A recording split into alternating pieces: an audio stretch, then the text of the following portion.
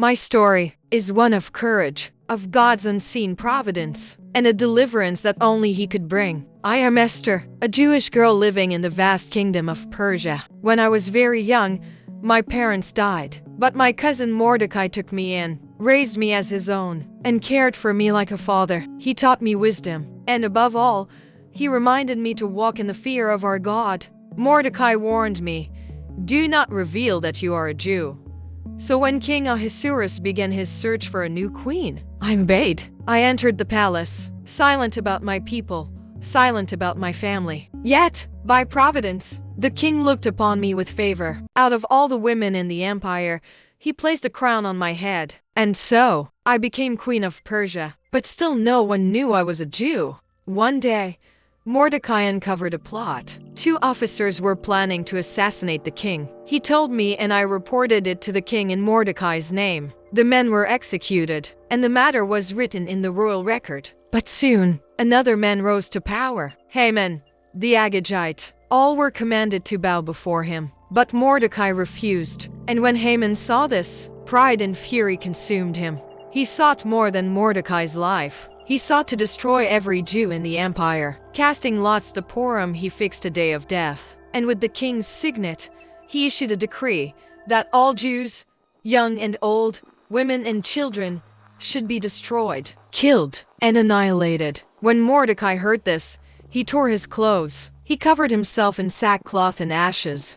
And through messengers, he pleaded with me, "Go to the king, beg for mercy, plead for your people." Fear seized me, for everyone knew the law. To approach the king unsummoned was to face death, unless he extended the golden scepter. And for 30 days, the king had not called for me. But Mordecai's words pierced my heart.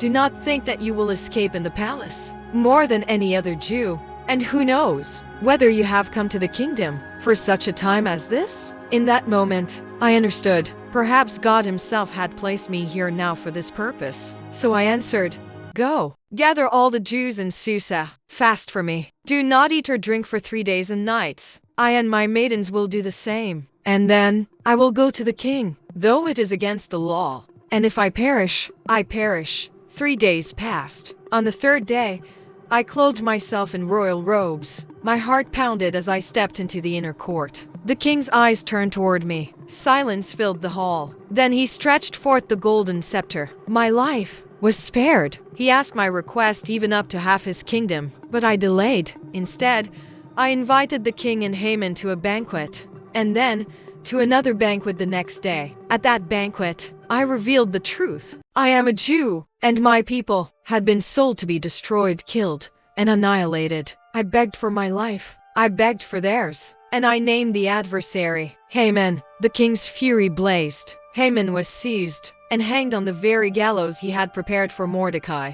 Yet the first decree still stood unchangeable under the law of the Medes and Persians. So the king gave Mordecai authority with his signet ring to write a new decree, one that allowed the Jews to defend themselves against their enemies. On the appointed day, when our foes thought to overpower us, the opposite happened. The Jews prevailed. We gained relief from our enemies. Our sorrow was turned into joy. Mordecai sent letters to all the provinces to establish these days as a yearly remembrance. Days of feasting and gladness. Days we call Purim, named after the lot Haman had cast. And so, from generation to generation, our people remember that when all seemed lost, deliverance came. I was once only an orphan girl, silent, hidden, and known.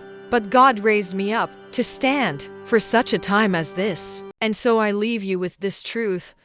The Lord is my light and my salvation, whom shall I fear? The Lord is the strength of my life, of whom shall I be afraid? Psalm 27:1. Like and subscribe for more stories of faith.